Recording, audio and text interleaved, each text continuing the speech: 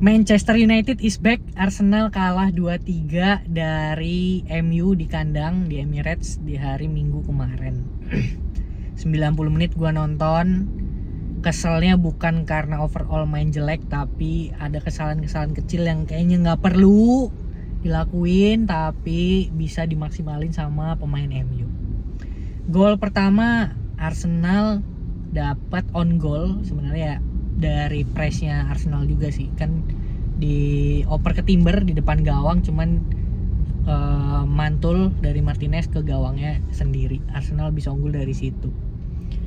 Terus nggak lama Zubimendi ngelakuin kesalahan dari salah oper dia, tapi diakuin juga pressingnya pemain MU sih gokil.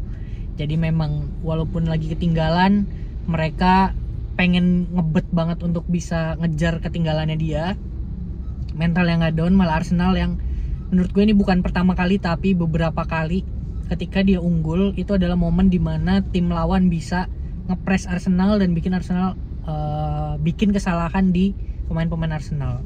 Ini yang perlu dievaluasi dari Arteta juga. Entah terlalu nyantai, entah gimana ketika dia ngerasa unggul.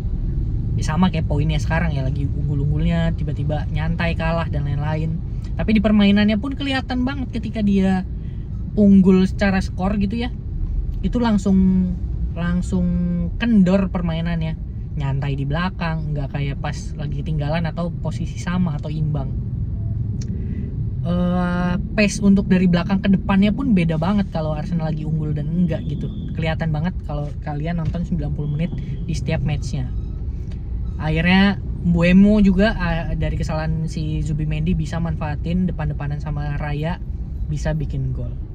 1-1 sampai babak pertama beres. Lalu di babak kedua Arsenal mainnya masih begitu ternyata.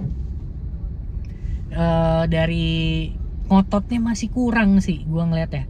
Akhirnya si Bruno dan Dorgu itu keren, satu-duanya bisa bikin pusing tengahnya Arsenal. Zubimendi juga emang bukan telat nutup ya, pressingnya juga kurang sih. Walaupun ada yang bilang itu handsball si Dorgu, tapi menurut gue itu 50-50 lah. Sebagai fans Arsenal gue juga netral lihat pertandingannya dan lihat di momen itu sebenarnya nggak handsball lah, 50-50. Dan langsung tendangannya pun kelas si Dorgu, bisa bikin gol kayak gitu dari luar kotak penalti. Ini juga jadi kelemahannya Raya menurut gue, karena dari tangannya dia yang pendek, jadi positioning kalau dari jauh ya, ada pemain-pemain kelas yang bisa placing di luar kotak penalti gitu, yang ngarah ke pojok, ke tiang jauh. Itu jadi kelemahannya dia sih. Bahkan free kick juga gue selalu deg-degan sebenarnya kalau ngelihat ada lawan free kick di depan kotak penaltinya Arsenal. Lebih pede Raya memotong operan yang open play, yang depan-depanan gitu. Gue lebih percaya Raya bisa antisipasi itu ketimbang tendangan-tendangan yang kayak Dorgu ini. Terus Arsenal bisa nyamain kedudukan 2-2 lewat golnya Merino, kemelut juga depan gawang di menit 84 atau berapa gitu, gue lupa, di menit 80 akhir. Akhirnya bisa nyamain kedudukan 2-2. Gue sih udah di momen itu udahlah ini imbang juga udah bersyukur. Bener kejadian cuy. Cunha dikasih space sama Gabriel depan kotak penalti juga, hampir sama kayak golnya si Dorgu. Itu pemain-pemain individual yang top player kayak gini dikasih space sih, menurut gua kesalahan banget ya buat backnya Arsenal. Akhirnya belajar lah untuk si Gabriel atau Saliba nanti CB-nya Arsenal, atau pemain DMF-nya Arsenal, Zubi atau enggak si Rice, bisa lebih nutup kalau memang lagi ada penyerang yang punya skillful dan juga shooting yang sangat bagus untuk bisa di-press lah seenggaknya, jangan dikasih ruang kayak gini. Cunha golnya placing bam ke sebelah kanan kirinya Raya, itu gol kelas juga menurut gua. Dan ya apakah dibilang nyesel atau enggak, nyesel nggak dapet 3 poin, tapi nggak tahu ya, gue ngeliat MU menang seneng juga. akhirnya ada ada kebangkitan dari MU karena gue basicnya senang nonton bola ya, dan Arsenal juga nggak jelek-jelek amat sebenarnya kan. Jadi matchnya seru, lihat pemain yang skillful, ngegolnya juga bagus-bagus, seru juga. Tapi yang disayangkan akhirnya Arsenal makin mepet sama Manchester City dan Aston Villa, cuman beda 4 poin dari peringkat 2 dan 3. MU juga akhirnya naik ke 4 ya, geser Liverpool.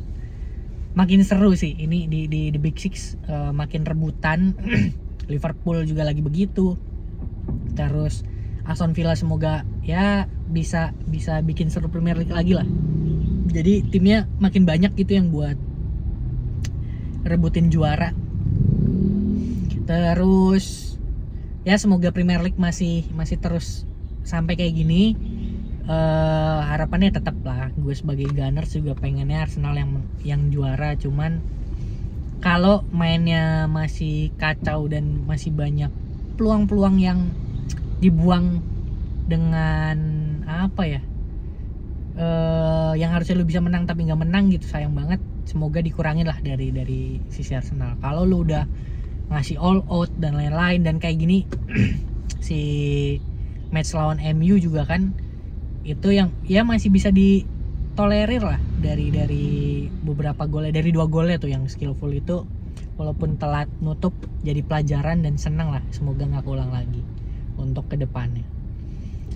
Matchnya masih panjang, jadi semoga juga Arsenal bisa manfaatin semua matchnya. Di hari Rabu besok main lagi sama tim di Liga Champions, gue lupa namanya apa lagi, nggak terkenal, tapi bisa jadi ajang rotasi pemain lah buat Arteta dan balikin mentalnya juga. Odegaard masih belum top performance, terus juga dari Gyökeres, dari Gabjes kemarin dikasih sebagai starting juga belum maksimal, cuman lari-lari doang. Dan siapa lagi, Saka juga masih ya begitu-gitu doang. Terus Eze dia dikasih beberapa menit sih di akhir-akhir, harus bisa maksimalin. Madueke, gue berharap banyak sama Madueke sebenarnya. Dia kemarin cukup skillful dan bisa gocek lewatin pemain, tapi kebablasan kick off, bolanya malah keluar gitu gara-gara dia terlalu kenceng. Yang kayak gitu kan skill apa ya, lu udah bisa ngelewatin lawan tapi bolanya keluar, kesalahan lu sendiri itu sayang banget gitu. Jadi ditontonnya juga nggak enak. Semoga pemain-pemain Arsenal bisa selalu ngasih maksimal di setiap matchnya. Jangan ada kayak Zubimendi lagi, Gabriel Saliba juga tetap akur, jangan ada clash lah mereka berdua. Calafiori ayolah cepet sembuh lah. Calafiori kerasa banget di kiri Arsenal kurang. Dan siapa lagi, Martinelli bisa jadi pembeda lah di match-match selanjutnya semoga. Dan kita tunggu match selanjutnya dari Arsenal dan hasil EPL atau Liga Champions yang Arsenal jalanin. Bye bye.